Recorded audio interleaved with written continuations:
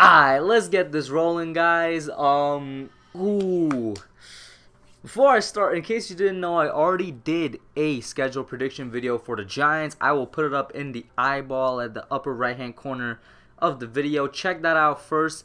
It's definitely going to be a more optimistic take on the season than this one is, and I did it like before training camp, I think, before preseason and all that. It was a very early record prediction, and it's definitely the ceiling in terms of how well I think this Giants team can do.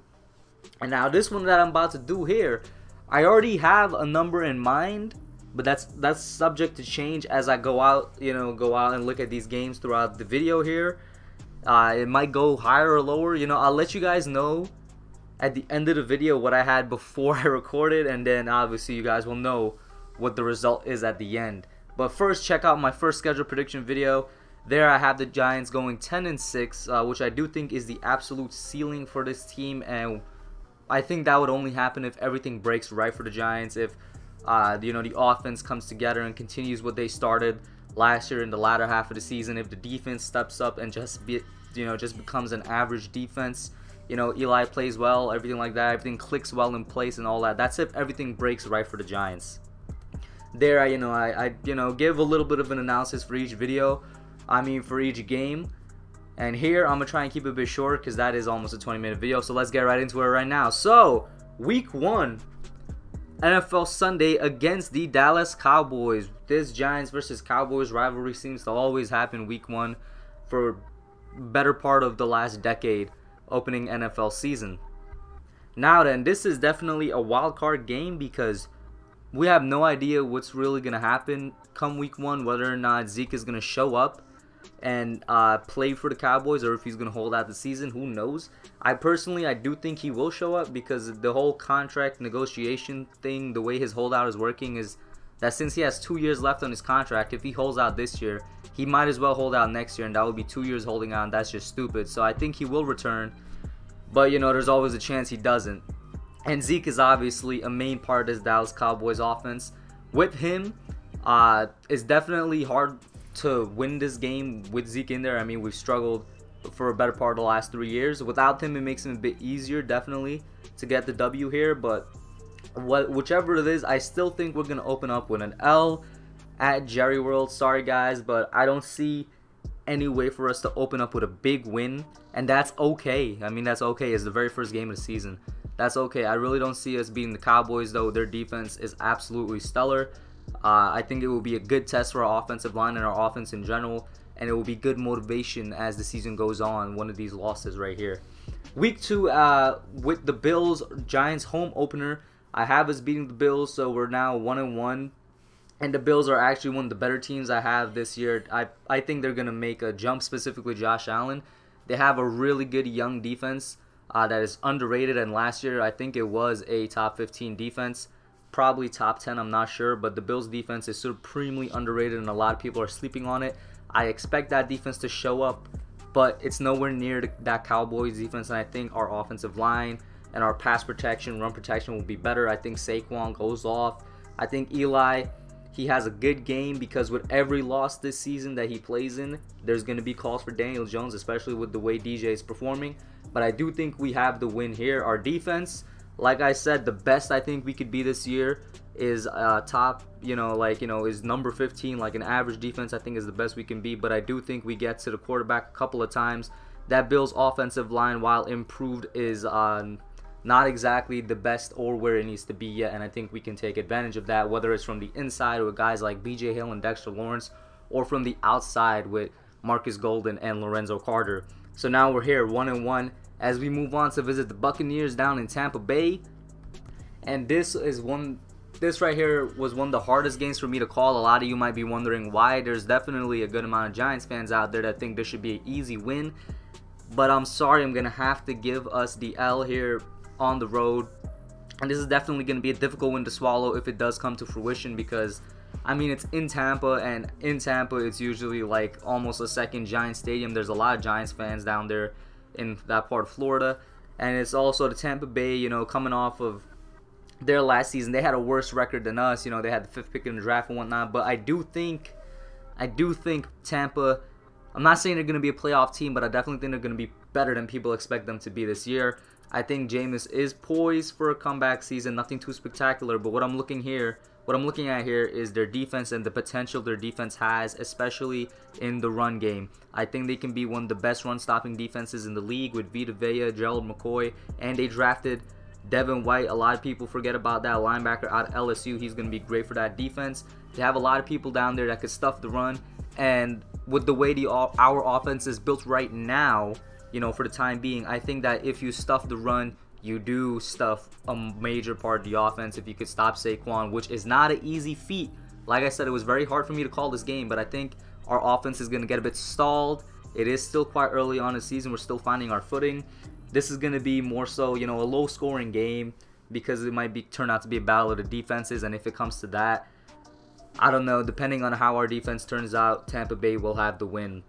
So apologize out there to any of you guys that might be offended by this, but I think this is almost like a trap game. I feel like we're going to go in overconfident and lose. But that's okay, because next week against the Redskins, we come back up to 500, make it 2-2 with a win against the Redskins at home. Listen, no matter who they start there over at Redskins land, I don't know whether it's Case Keenum or Dwayne Haskins. Dwayne Haskins, who I think should sit for a year, very similarly to Daniel Jones. I think both of them should sit a year, get that, soak up that NFL knowledge and gain experience from watching and, you know, observing and whatnot. Or if they start Case Keenum, doesn't matter. I think that we're gonna win this. They have a bit of a holdout problem right now that people aren't really paying attention to in Trent Williams. He's holding out at Redskins, and they're starting Eric Flowers, a big name that we know as Giants fans, an absolute turnstile at left tackle, right tackle, wherever you put him on the offensive line. This guy should not be starting on any team. And trust me, I know we're going to take advantage of that. We're going to send down a lot of blitzes to get to the quarterback.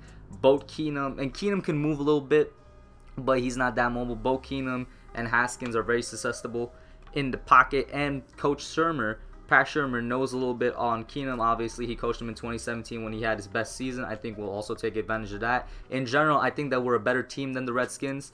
No offense to Redskins fans, whatnot. I think we have a better offense. I think we have a better defense when healthy. The Redskins definitely have a better defense, but they still have a lot of injuries they have to recover from. And who knows, there's this thing called re-injuries, and a lot of their players might not return to form and whatnot. When healthy, they definitely have a better defense, but I think we're a better overall team.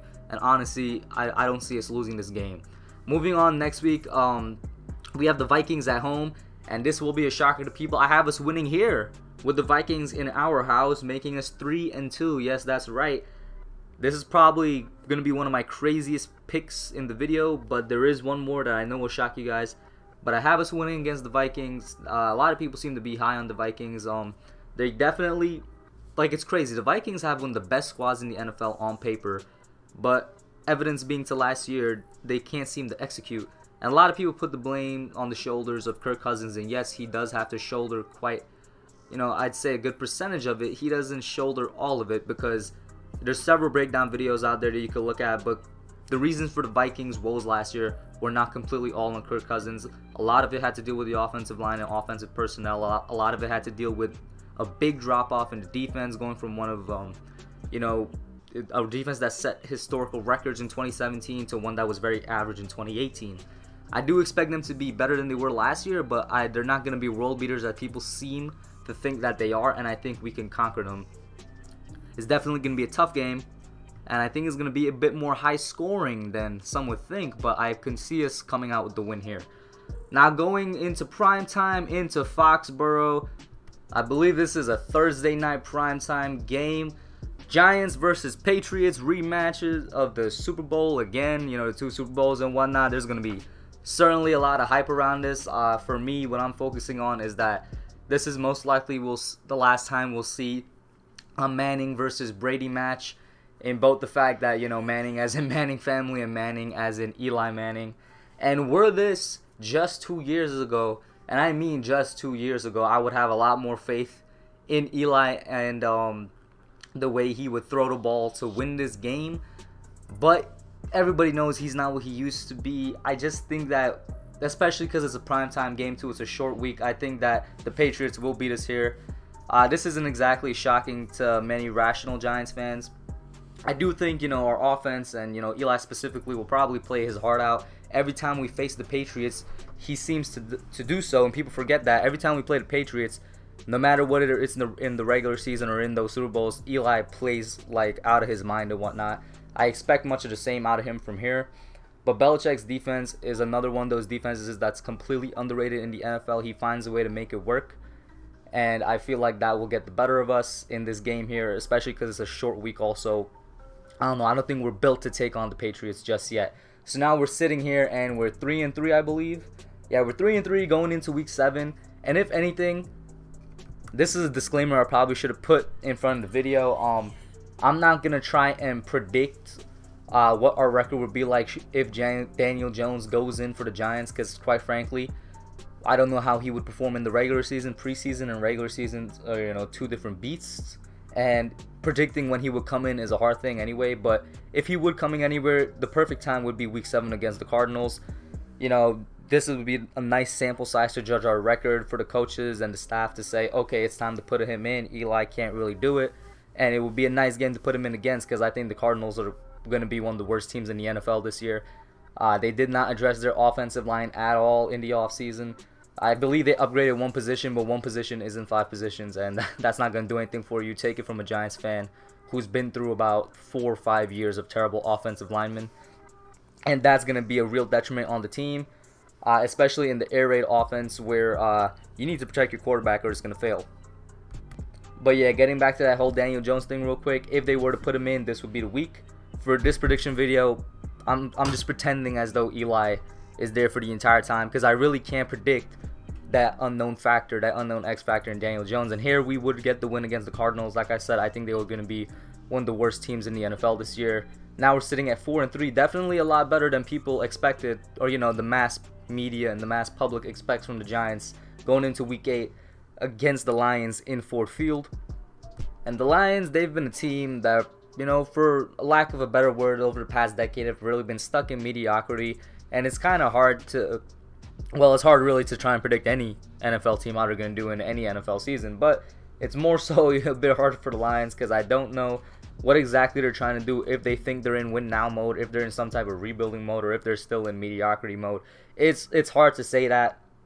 But the Lions defense is something that I'm looking forward to observing this year. They're another one of these teams that have a lot of potential on their defense, and I think that them and Matt Patricia, believe it or not, this is another one of those pills that are hard to swallow. I think they will get the better of us, making us drop to 4-4 here, back to 500 once again. Once again, I don't know how many times we've dropped to 500 throughout this year, but this is honestly on par for the type of season that I think we realistically can have. I mean, just pausing for a second in the minute of my season prediction video.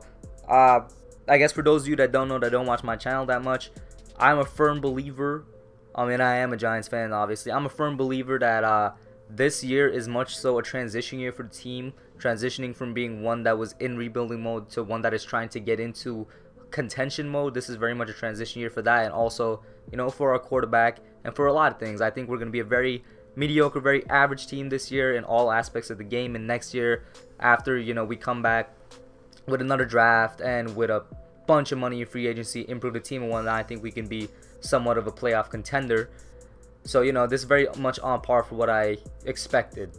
But going on now to the Cowboys. What is this, week 9? Yeah, we were 4-4.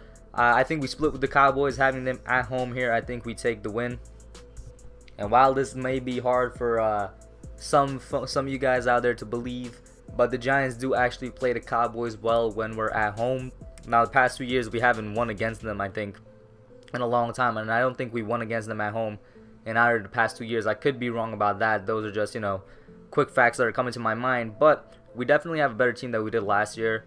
The Cowboys are much of the same squad as they were last year. And obviously, depending on how their cap situation works out and whatnot, they could be worse. But they're very much the same squad as last year. And we played them well in the last week of the year. I think we have a good chance of beating them and taking the W, carrying us to 5-4.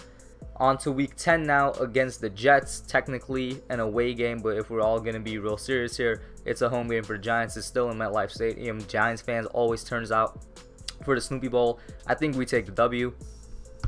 No disrespect to the Jets or Jets fans. They definitely have, right now, a defense with a better floor than the Giants. The ceiling's yet to be determined, but their defense definitely is better as we stand here right now. I still think, though, that Saquon could run all over, and I think this will be, you know, a Saquon-type game where he basically runs the Giants to a victory. The Jets have a respectable secondary. Not sure how Eli would perform here, but I do see us coming out there with a win. We're at 6-4 going into our bye week. You know, we're feeling good, all that, getting prepared to come back out against the Bears, where the Bears would beat us, maybe even throttle us in their revenge game. That was kind of the Giants' upset game last year, and it seems that we have one of these every year. Even when we went 3-13, you could argue our upset game was against the Broncos, who at the time still had a good record and were one of the best defenses in the league. I think we beat them week 5. In 2016, you could argue it was that we swept the Cowboys and whatnot, but the Giants always have an upset game of the year. Last year was Chicago. That's not going to be it this year. I think we lose here against the Bears. The Bears, their defense lost a few components, but they're still going to be as good as they were last year, in my opinion. You know, having Khalil Mack and Akeem Hicks on there definitely builds for a good pass rush. And I think they're going to take advantage of we don't have a bad offensive line, but we have an offensive line that's trying to find its footing right now, and definitely our right side is still weak. We have a good enough left side, a center that's yet to be seen how good he will perform, but our right tackle Mike Remmers is sort of now I don't want to say X factor, but the unknown factor in this equation here. But I do think the Bears overall are also just a better team. Going into week 12, unless I'm counting wrong, we are now 6-5. So yeah, week 12. No, this will be week 13 because of the bye week. My bad, guys. We face the Packers at home, and this was the game I was talking about earlier. That if you guys didn't like my Vikings pick, you're definitely gonna hate me for my Packers pick. I have us winning this game and hold the torches. I know it's an absolutely crazy pick, guys, but this is straight up just from my inner Giants fan. There's always the upset game, man. There's always some upset game that the Giants pull off every single year. I literally just touched upon it, but every single year, bro. You could go through like our past 10 years. There's always some upset game that we pull off that we weren't supposed to win, and somehow we come out with the win. Listen, I think it's gonna be the Packers at home week 12, week 13 here, man. I mean, heading into this week, we were a team already above 500, even though we're coming off a loss against the Bears. We're still very much in contention, you know, in the playoff hunt for maybe a wild card spot, depending on how the Eagles, Cowboys, and Redskins will be performing. You know, we're definitely still in contention for the playoffs. We're already a team that defied a lot of expectations by still being in contention for playoffs at this point. And I think our team, even though coming off that loss in general, we'll all be feeling ourselves, we'll all be feeling good. We're all confident in our abilities and whatnot, and we'll come out there and play the Packers hard and dirty. It's not going to be an easy win. I think we'll come out with it. And Aaron Rodgers is a bad man. No doubt about it. But he still needs a good defense, and that's not something that I've seen from the Packers in a while. He's pulled it off before, you know, 2016 being the most recent year where he took the Packers to a playoff with like an absolute horrific defense and limited weapons. He's done it before. That's why he's known as the bad man. But I don't know. It's not as though this Packers team is invincible just because they have the top quarterback in the league.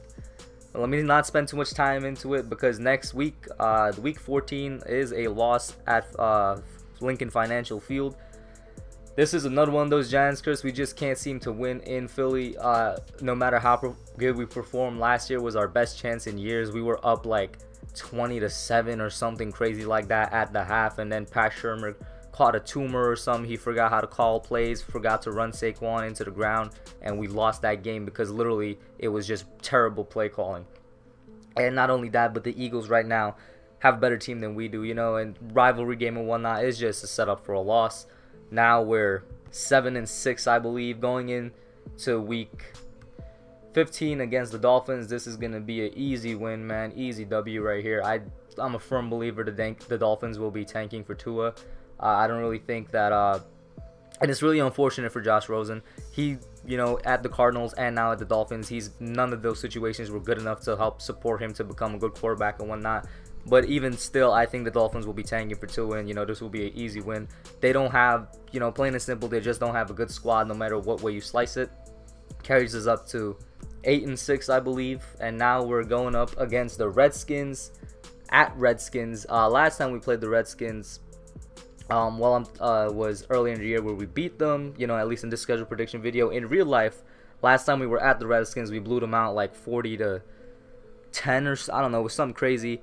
Absolute blowout. Of course, there was a bunch of injuries and whatnot, but the Redskins being the Redskins, I do think at this point Dwayne Haskins will be starting, and this is not a shot at Haskins. I just believe he needs to sit more. I don't think he has the right equipment around. He definitely does not have a good offensive line around him.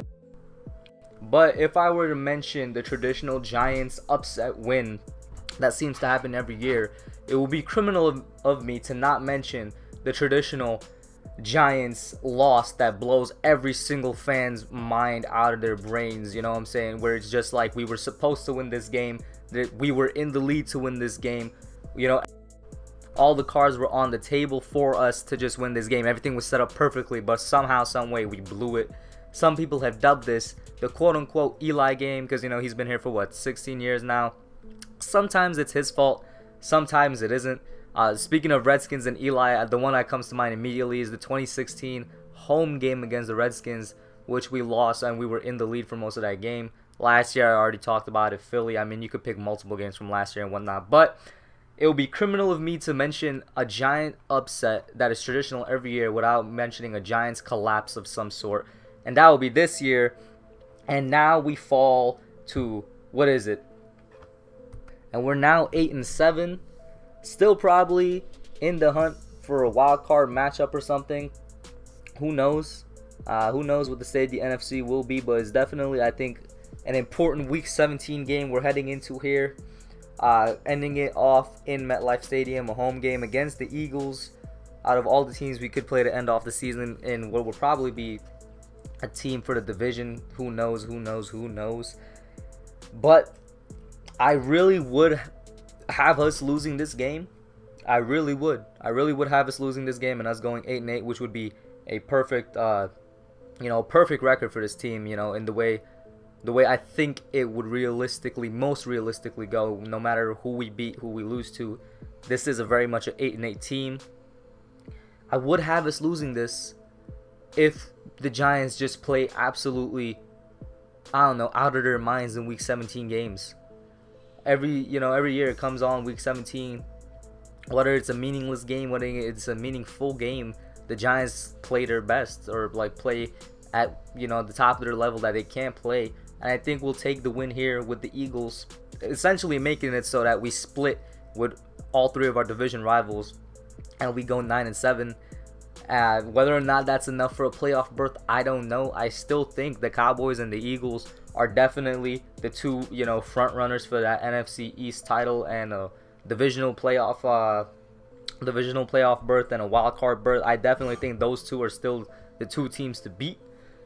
But I have us finishing 9-7 in this prediction video here. Just one more loss than the last one. I'm not gonna go through the entire differences, but I just mentioned it. I think it's an 8-8 team. Should we go 9-7? I would not be surprised. Definitely a bit more of a realistic take than my last video, but let me know what you guys think. Let me know what you all think down in your comments below. What do you think about the record? You know, do you think it's a realistic record? Do you think I was too generous or too harsh on the Giants? Who do you think that will beat? And what do you guys think about my traditional Giants win and traditional Giants loss thing that I came up with? It's just, you know, something I threw in there to spice up the video a little bit as a Giants fan, you know, big Giants fan. But leave your comments down below. Like the video, share it, subscribe. It definitely went on longer than I wanted it to, but I'm just going to end it right here. I'm out. Alright guys, thanks for watching. Put your comments down below. Make sure you smash that like button, subscribe, and turn on post notifications. Until next time, I'm out.